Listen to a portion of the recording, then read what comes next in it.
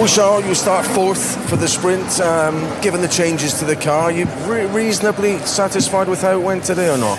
I felt the changes, but the thing is that today the gap is huge. I'm sure we did a step forward, but for some reason the McLaren seems to be even faster than usual around this track, so it's a bit disappointing on that side of things. But I think what we were searching for with those upgrades, we had it. It's just a shame to have such a difficult qualifying session, especially in terms of gaps. I mean, they've got a very efficient car, it would seem, for the compromises around here. But you'll have to unpick and improve on this upgrade over the coming weeks. Does it at least make the car feel a bit more drivable? Again, the feeling was pretty good, which it's a mixed feeling. On one side, I'm happy that the car feels better. On the other, even if the car feels actually pretty good, we are still 7/10 off, which is a huge amount of time. Yes, it's a long track, but still it's a big amount of time. So there's a lot of work to be done for sure. We just need to add grip to this car at the end of the day. I don't think we do anything particularly wrong, but we just need more grip that we don't seem to have for now. Good luck tomorrow. Thank you. Can a single phrase collapse the castle of dreams that Ferrari built for 2025? What really means that Charles Leclerc says, "I have not felt a big difference," just after receiving the most anticipated updates of the year? And more importantly, what face did Lewis Hamilton put after listening to it? Stay, because what happened in Belgium could be the beginning of the end for Ferrari. It all started under the cloudy sky of Spa-Francorchamps, a circuit that alone already evokes intense emotions, pure history of Formula One and unforgettable moments. But what was lived in the sprint classification of the 2025 Belgium Grand Prix was not just one more event. It was the trigger for an internal shaking within Ferrari that could change the course of its season. The drama did not manifest with a spectacular accident or a red flag, but with something even more powerful and devastating. A declaration of Charles Leclerc that fell like a hammer on the technical heart of the Italian team. Leclerc had ended in a respectable fourth position in the sprint quali, which in normal circumstances would be a reason for satisfaction. But the Monegasco pilot's reaction was anything but enthusiastic. In front of the microphones, with a serious face and the voice devoid of euphoria, he released the phrase that froze the entire Ferrari box. "I have not felt a big difference." Few words, but with a weight that cannot be exaggerated. Because those words not only questioned a mechanical modification of the car, they questioned implicitly weeks of work, expectations, simulations and technical validations that Ferrari had opted as under his sleeve to approach McLaren. At the same time, while Leclerc lowered the tone of hope on the other side of the box, Lewis Hamilton's silence spoke even stronger. The British, who had enthusiastically embraced the new suspension after trying it in Mugello, was eliminated in the SQ1 after an error that, although it was a spin, was not quite the pilot's fault. A strange rear block made him lose control in the final chicane, leaving his SF25 crossed on the track and eliminating any possibility of moving forward. The combination was lethal. One of the biggest pilots in humiliated history in the first round, and his partner publicly questioning the car. But to understand why this was an earthquake and not just a bad day, you have to remember the context. Ferrari had pointed out this appointment in the calendar as a turning point. The entire design of his technical plan was aligned so that Belgium was the time when the SF25 finally began to shine. The new rear suspension, which required delicate adjustments in the geometry of the car and weeks of simulation analysis, was the key piece. They had made the commitment to redirect their technical concept to offer their pilots a more stable platform in braking and acceleration, solving in theory the problems that cost them valuable points in the first part of the year. The great irony, and the heart of the drama, is that everything was coming out according to the script of Ferrari until the voice of one of its main protagonists appeared.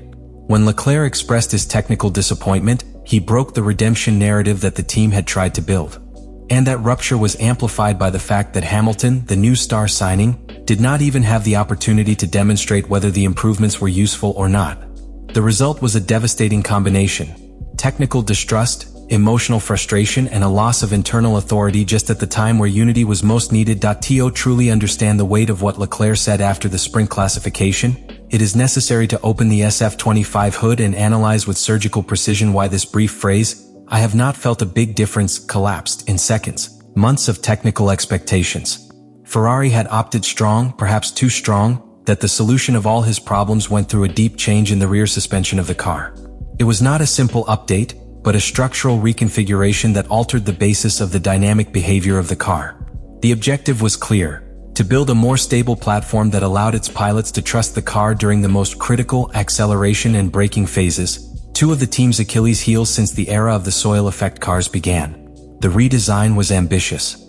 Ferrari modified the geometry of the upper arm of the wishbone, lowering the anchor point in the gearbox, a maneuver that directly pointed to improving the anti-quat characteristics of the car.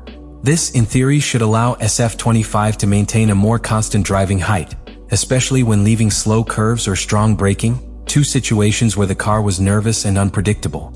In addition, this improvement also intended to reduce the wear of the plank, a recurring problem that even led to Hamilton's disqualification in the China Grand Prix for excess wear. Technically, it was an elegant solution to a set of complex problems.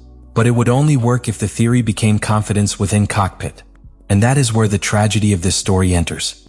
Leclerc, the pilot who knows the boundaries of Ferrari for 5 years, was categorical. The change did not feel. There was no transformation. There was no tangible improvement. The car was still equally unpredictable. That feeling, which may seem subjective from outside, is one of the most important data in the development of a car. Because if a pilot cannot perceive the change, then the change does not exist on the track. And that is all that matters in a sport where the tenths are measured with millimeter precision. The most shocking thing about this evaluation is not only that it was negative, but the moment it occurred. Belgium was not any career. Ferrari had pointed out this event as the activation point of his technical counterattack against McLaren. All in Maranello knew that if this update failed, they would minimize their chances of fighting for the title. There was no margin of error. Therefore, when the leader of the project says that it does not feel difference, there is a devastating break between what engineers believe they have achieved and what really happens on the asphalt. And if that were not enough, Lewis Hamilton was a direct victim of the problem. His spring in the Chicana final of SPA was not the product of poorly calculated aggressiveness or extreme conditions. It was the result of an unexpected rear axle reaction, something that only occurs when the dynamics of the car is not balanced. In other words, the same suspension system that had to stabilize the SF25 caused its loss of control. The mistake was so fundamental that he left him out from the SQ1, humoring a pilot who spoke days before with optimism. The scene in Ferrari's box was a reflection of this technical failure. Engineers with the lost look in the data, mechanics in silence, and managers who have already begun to look for explanations. Because when the car does not respond to the expected modifications, a dangerous crack is opened in the development process. A crack that cannot be covered with words or with gestures of support, only with results. And these in Spa were devastating.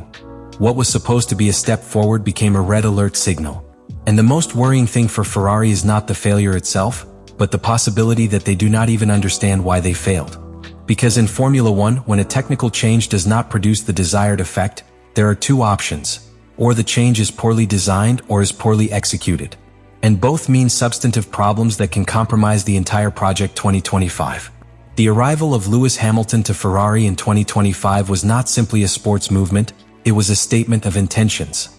The 7-time world champion, a symbol of excellence and resilience, accepted the most complex challenge of his career, transformed Ferrari into world champions again. It was not just driving a red car. It was a pact with history, an alliance with a brand that, despite its greatness, had almost 2 decades without conquering a title. The name Hamilton should become synonymous with redemption for the Scuderia. But what happened in Spa-Francorchamps broke that narrative with unexpected violence. The hardest thing was not the spinning. It was what came later, silence. Hamilton returned to paddock without giving statements for long minutes. Not because I would not like to speak, but because I knew that anything I said could light fires within the team. He knew he was in a very different environment from Mercedes, where his voice was law. In Ferrari, hierarchy, internal policy, and institutional sensitivity are part of the ecosystem. Each word weighs double, each gesture is interpreted. In Maranello, loyalty is required even in defeat. When Charles Leclerc openly questions the value of an update that was presented as a revolutionary, and when Lewis Hamilton is eliminated in the first classification round due to unexpected loss of control, the message that is launched to the rest of the paddock is unequivocal. Ferrari is disoriented. And that has immediate consequences in the perception of the rivals, in the media pressure, and what is more serious, in the internal moral of the team. Each race from now on becomes not only an opportunity to add points, but also a survival test for a project that reached 2025 with the obligation to be champion. But beyond the visible results, there is a factor that could define the fall or recovery of Ferrari in this season. adaptation capacity. Formula One does not expect anyone. The teams that triumph are those that quickly detect their mistakes, publicly recognize them if necessary, and work with brutal efficiency to correct them. It is not enough to have talent in the steering wheel. It is not enough to introduce new pieces. Organizational agility, clarity of leadership, and a culture that rewards technical honesty over institutional pride is needed. Ferrari has in his favor a duo of pilots that, on paper, could be the most complete of the grill. Charles Leclerc represents the soul of the Scuderia in recent years, with a deep knowledge of the car and a track sensitivity that makes it a perfect thermometer to measure each change. And Lewis Hamilton, with his record and experience, brings the maturity and criteria that any team would like in critical situations. But if both stop trusting the car, or worse, in the team that develops it, then there is no talent that saves the season. Does Ferrari really have the ability to reverse this scenario? Because history has shown us that great teams do not always fall due to lack of talent, but for the inability to react in time when the project falls apart from within. And at this time, what is happening in Maranello is no longer just an engineering or results problem, it is a crisis of trust. That's why I want to know what you think. Do you think Ferrari can still lift his head and be a serious contender this season? Or are we witnessing the beginning of the collapse of a dream that finally seemed within reach with the arrival of Hamilton? And speaking of him, how much more do you think this situation will endure before losing faith in the project that promised to close his career with glory?